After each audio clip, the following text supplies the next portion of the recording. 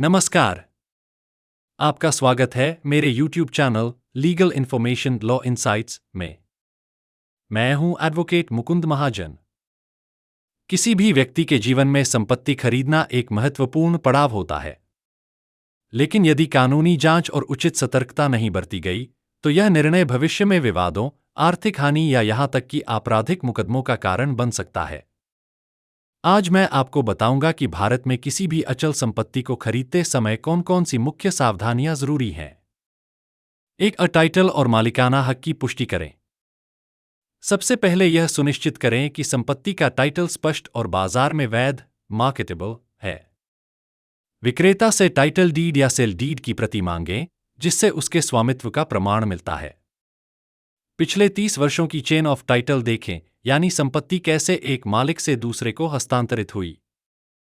स्थानीय नगर निगम या राजस्व रिकॉर्ड्स में म्यूटेशन एंट्रीज की जांच करें। विक्रेता के पास संपत्ति बेचने का वैध अधिकार होना चाहिए। अगर वो GPA general power of attorney holder है तो उसका पंजीकरण और वैधता अवश्य जांचें।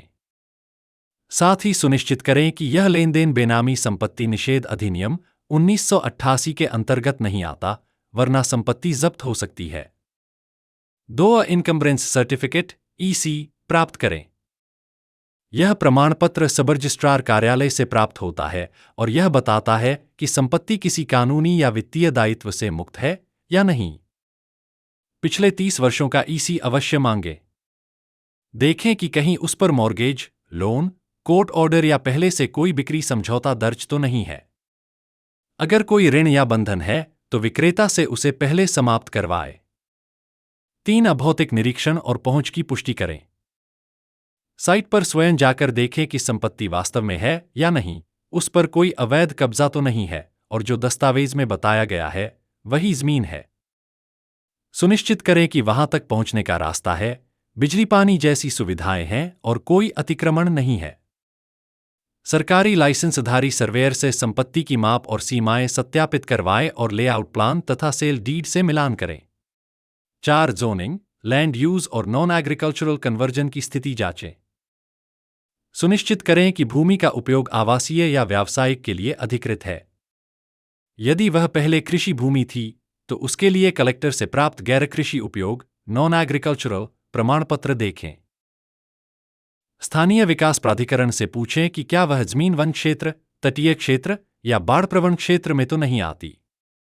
राजस्व विभाग या टाउन प्लानिंग विभाग से पता करें कि उस जमीन पर किसी भूमि अधिग्रहण की अधिसूचना जारी तो नहीं है। 5 आरईआरए पंजीकरण की जांच करें फ्लैट प्रोजेक्ट हेतु। Real estate regulation and development अधिनियम आरईआरए के तहत हर बिल्डर को अपना प्रोजेक्ट आरईआरए में पंजीकृत करना अनिवार्य है। संबंधित राज्य की आरईआरए वेबसाइट पर जाकर जांचें।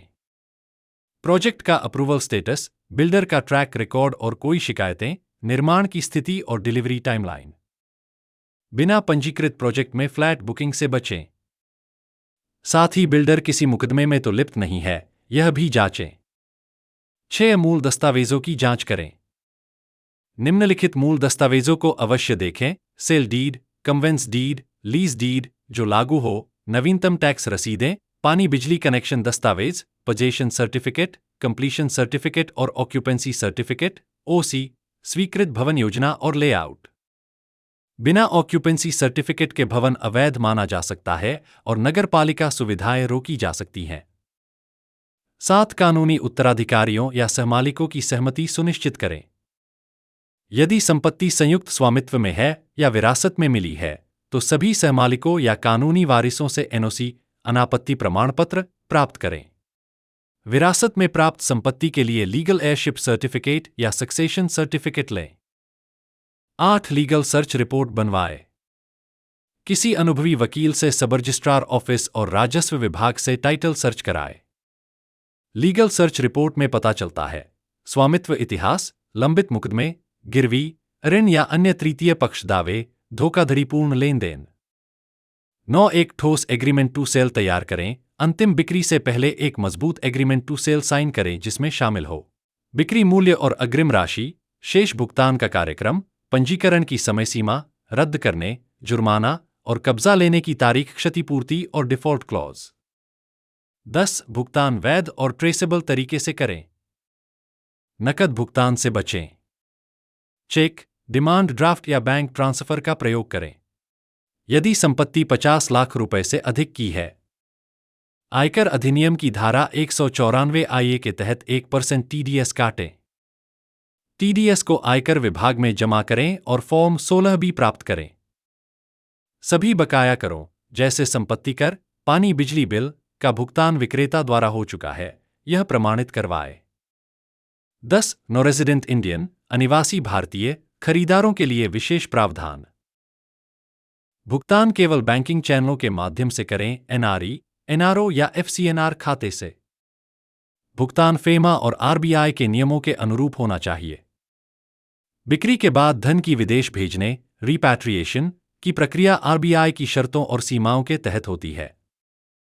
नॉन रेजिडेंट इंडियन को भारत में उपस्थित न होने की स्थिति में एक वैध पावर ऑफ अटॉर्नी POA नियुक्त करना होगा, जिसे नोटराइज और रजिस्टर्ड करना जरूरी है। किराया या बिक्री से हुई आय को भारत में टैक्स रिटर्न में दर्शाना आवश्यक है और TDS की अनुपालना अनिवार्य है। 11. सेल डीड निष्पादित करें और रजिस्ट्रेशन करवाएं। यह सबसे महत्वपूर्ण दस्तावेज है जो मालिकाना हक ट्रांसफर करता है। उचित स्टाम्प पेपर पर ड्राफ्ट हो। खरीदार, विक्रेता और 2 गवाहों के हस्ताक्षर हों। निर्धारित समय में सब रजिस्ट्रार कार्यालय में रजिस्टर हो। खरीदार को पैन, आधार, फोटोग्राफ और पते का प्रमाण साथ लेकर जाना चाहिए। 12. कब्जा प्राप्त करें और म्यूटेशन कराएं। रजिस्ट्री के बाद विक्रेता से कब्जा पत्र, पोजेशन लेटर लें। म्यूटेशन के लिए स्थानीय नगर निगम या तहसील कार्यालय में आवेदन करें ताकि रिकॉर्ड में आपका नाम दर्ज हो सके। इसके बाद संपत्ति कर आपके नाम से भरें। निष्कर्ष: भारत में प्रॉपर्टी खरीदना सतर्कता से भरा हुआ कार्य है। जल्दबाजी न करें। सभी कानूनी दस्तावेजों की जांच करें, विशेषज्ञ से सलाह लें और पूरे ट्रांसपेरेंसी के साथ सौदा करें। सावधानियों का संक्षिप्त पुनरावलोकन। टाइटल, मालिकाना हक और इनकम्बरेंस स्टेटस की जांच। भौतिक निरीक्षण और भूमि सर्वे। Land use, non agricultural conversion और अधिग्रहण जोखिम। मूल दस्तावेज, OC, CC और बिल्डर की लीगल स्थिति। RERA पंजीकरण और बिल्डर की विश्वसनीयता। सहमालिकों या वारिसों की NOC। वकील द्वारा लीगल ड्यू डिलीजेंस। सशक्त एग्रीमेंट टू सेल। वैध भुगतान और TDS अनुपालना। नॉन रेजिडेंट इंडियंस के लिए FEMA और RBI नियमों का पालन। सेल डीड का रजिस्ट्रेशन और कब्जा। म्यूटेशन और रिकॉर्ड अपडेट।